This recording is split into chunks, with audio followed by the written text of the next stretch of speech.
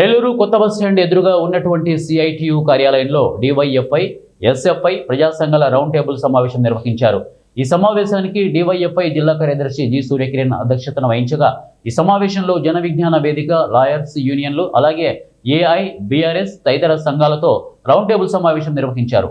ఈ సమావేశంలో డివైఎఫ్ఐ జిల్లా కార్యదర్శి జి సూర్యకిరణ్, ఇక ఎస్ఎఫ్ఐ జిల్లా కార్యదర్శి లెనిన్ తదితర సంఘాల నాయకులు మాట్లాడుతూ, రాష్ట్రంలో నిర్మాణ దశలో ఉన్న 10 ప్రభుత్వ మెడికల్ కాలేజీలను ప్రైవేట్ పరం చేయడానికి రాష్ట్ర ముఖ్యమంత్రి చంద్రబాబు, ఉప ముఖ్యమంత్రి పవన్ కళ్యాణ్ నాయకత్వంలోని కూటమి ప్రభుత్వం సంకల్పించిందని, కొంత పెట్టుబడి పెడితే 2-3 సంవత్సరాల్లో పూర్తి చేయగలిగిన అవకాశం ఉన్నప్పటికీ ప్రభుత్వం దగ్గర డబ్బులు లేవన్న సాకుతో రాష్ట్రంలో ఉన్నటువంటి ఎస్సీ, ఎస్టీ, మైనారిటీ, గిరిజన పేద ప్రజలకు వైద్య విద్యను దూరం చేయడమే కూటమి ప్రభుత్వం తీసుకున్న ప్రైవేటీకరణ విధానమని ప్రభుత్వ వైఖరిని దుయ్యబట్టారు.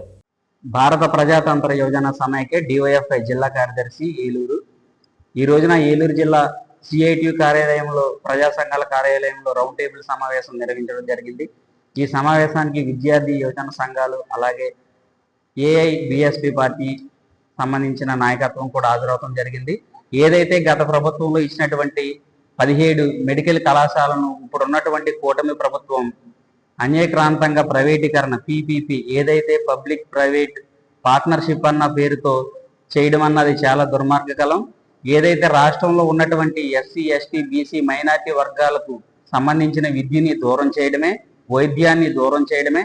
తక్షణమే కూటమి ప్రభుత్వం ఈ నిర్ణయాన్ని వెనక్కి తీసుకోవాలని చెప్పి మేము ప్రజా సంఘాలుగా, విద్యార్థి యువజన సంఘాలుగా డిమాండ్ చేస్తూ ఉన్నాం. లేదంటే రానున్న రోజుల్లో పోరాటాలకు పెద్ద ఎత్తున కార్యాచరణ పూనుతామని చెప్పి హెచ్చరిస్తూ ఉన్నాం. అదే క్రమంలో కూటమి ప్రభుత్వం అధికారంలోకి వస్తే ఒక పక్కన ఉన్నటువంటి స్టీల్ ప్లాంట్ ప్రైవేటీకరణ అడ్డుకుంటామని చెప్పి సొక్కవలించుకున్నటువంటి పవన్ కళ్యాణ్ గారు ఈ రోజున మాట్లాడకుండా ఉండటం చాలా దుర్మార్గం.